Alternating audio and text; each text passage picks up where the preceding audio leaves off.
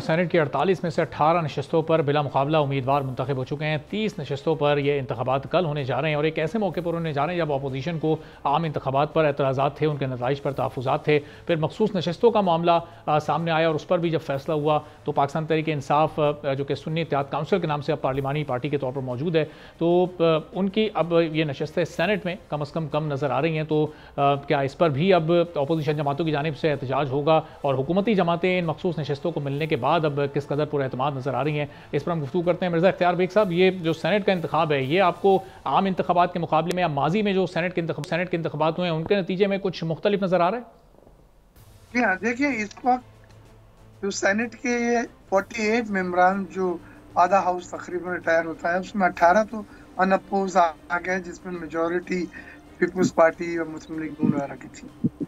30 के जो बाकी थे उसके कल इंतखाबात हैं और वो हम एक तरह के कोलिशन पार्टीज के तौर पे मिलके उसमें हिस्सा ले रहे हैं। सेनेट से कौमी असम्बली जिसने वोट देना है, इस्लामाबाद से 2 सीटें हैं, एक जर्नल सीट है और एक टेक्नोक्रेट है।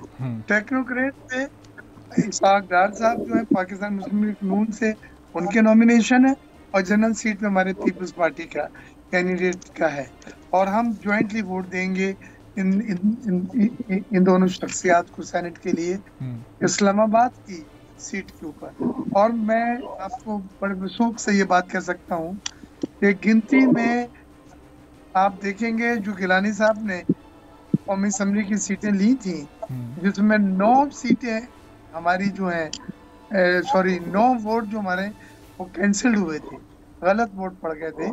अब बड़ी एहतियात से बताया गया है, तो वो भी इंशाल्लाह हमको मिलेंगे। नई जो मेंबरान हैं उनके भी मिलेंगे, तो हम ओवरवेलमिंग मेजॉरिटी के साथ इंशाल्लाह अपने दोनों इस्लामाबाद के और 30 में से मेजॉरिटी सेनेट्स को जो है वो मंतखब कराने की पोजीशन में है। और कल इंशाल्लाह आप जो फिगर देखेंगे वो मेरी बात उसको तायीद और इख्तियार बेग साहब, इसमें उन मखसूस नशस्तों का भी अच्छा खासा अमल दखल होगा जो कि पाकिस्तान तहरीक इंसाफ को नहीं मिल सकी। वो ज़ाहिर है उसकी मुख्तलिफ वजूहात थी और फिर वो आप तमाम जमातों में तकसीम हुई। जी देखिए, अब वो तो कोर्ट के फैसले हैं, इलेक्शन कमीशन के फैसले हैं, उसमें तो अब हम नहीं जा सकते। उसमें जब ये तय हो गया है कि ये सीटें उनका हक बनती नहीं है, या जिस जमात के साथ उन्होंने इलाक किया है उस जमात की कोई जीती हुई न सीट है, न कैंडिडेट है, न लिस्ट दी गई थी, तो इसको बड़ा डिटेल में इसके ऊपर जजमेंट्स आई हुई हैं कि वो